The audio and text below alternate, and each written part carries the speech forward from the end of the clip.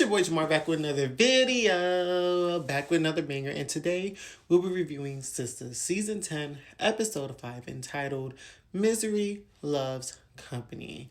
Now, this episode it wasn't bad. I actually thought it was going to be kind of bad because last week was bad, but this was actually a pretty decent episode, and it looks like, we're finally picking up the pace a little bit, and that's what I love to see. So, let's get right into the episode. So the episode starts off with Clarissa talking to Danny and, trying to get Danny to confess what happened.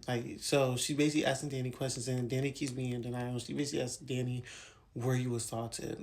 So then that's when she gives Danny something to make her calm down. She ends up going to sleep. And that's when Tony comes by and she basically tells Tony she can't tell him what, they talked about, but she can inform Tony that she was very regretful about what happened between her and Officer Green and, this and that and third. So then, basically Tony, he's worried about Danny. She wakes up and she's like, "Oh, why are you still here?" And this and that and third. So then that's when Danny goes to her bathroom and, shuts down. And then Tony calls Rich and tells Rich, he's not coming to the gym because he's going to go, stay and check on Danny. And then that's when he calls Zach and tells Zach to bring over Andy and Fatima to check on Danny. So then Pam is at the salon and Jason Weaver's character is back, which is interesting. I haven't seen him in a minute. I forgot it was season 6 or season 7. I don't know. We haven't seen Jason in a minute, so it's good to see him back. And basically they're working on the salon and Pam's dumbass. Pam gets the freaking hammer, punches it in the wall, and a whole bunch of water comes down, and the stuff is flooded. Maurice comes by, it's like, "What the heck is happening?" She was like, "I'm sorry, I was trying to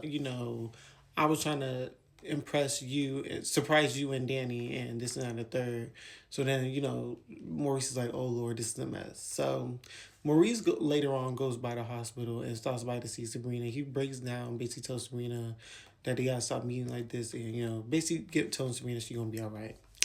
So then, Andy catches Cyan on live, flexing her penthouse, saying that it's her penthouse, and Andy's basically like, "Girl, this is my penthouse. What are you talking about?" So then she asks where her mom went. She's like, "I don't know. She went out. She didn't really tell me where she was going. I don't know what time her flight is," and this and that and the third.